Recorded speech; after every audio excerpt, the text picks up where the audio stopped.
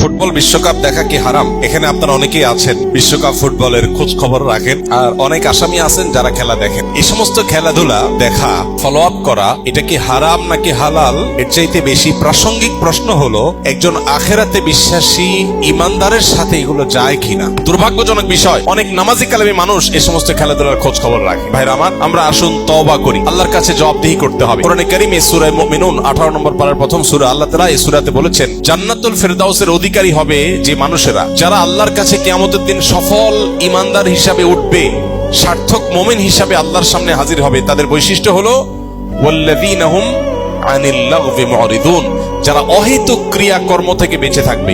নবীজি সাল্লাল্লাহু আলাইহি সাল্লাম বলেছেন, মিন হুসনি ইসলামিল মারই তারকুহু মা লা ইয়ানি, একজন মানুষের ইসলাম সুন্দর হবে যখন সে অহেতুক অনর্থক কাজ পরিহার করবে।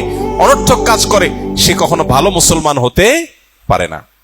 এজন্য ভাই, খেলাধুলা যেটা আমার পার্থিব কোনো উপকার বয়ে আনছে না, আখেরাতের কোনো উপকার তো নাই, এরকম একটা অহেতুক কাজের পেছনে শত সহস্র হাজার হাজার ঘন্টা বরবাদ করা, এই উন্মাদনার পেছনে লক্ষ লক্ষ কর্মঘণ্টা ধ্বংস করা, আমাদের শিক্ষা, আমাদের কর্ম, আমাদের অর্থনীতি, আমাদের সবকিছুর জন্য যেটা ধ্বংসাত্মক, যেটার আপাত দৃষ্টিতে কোনো উপকারিতা নেই বললে চলে, এরকম একটা উন্মাদনার পেছনে একটা জাতির বড় অংশ ঝাঁপিয়ে পড়বে, এর চেয়ে দুর্ভাগ্যজনক বিষয় আর কিছুই নয়।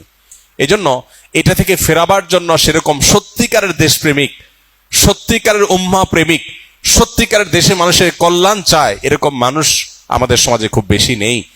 আল্লাহ তাআলা সেই মানুষগুলোকে তাদের কাজটা করার তৌফিক দান করুন। আমরা ইনশাআল্লাহ এই সমস্ত উন্মাদনা, এই সমস্ত পাগলামো, এগুলো থেকে বেঁচে থাকার চেষ্টা করবো। আল্লাহ আমাদের সবাইকে তৌফিক দান করুন।